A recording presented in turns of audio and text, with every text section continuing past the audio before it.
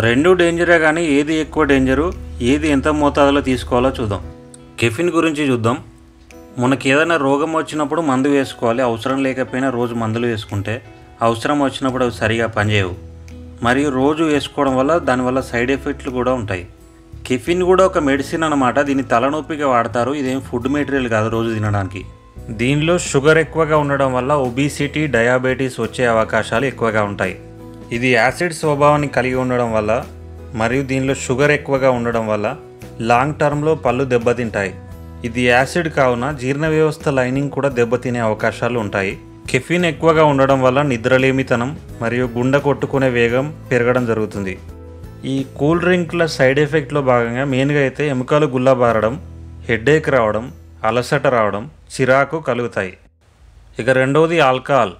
Caffeine అయితే విష పదార్థం కాదు, కానీ ఆల్కహాల్ విష పదార్థం అన్నమాట.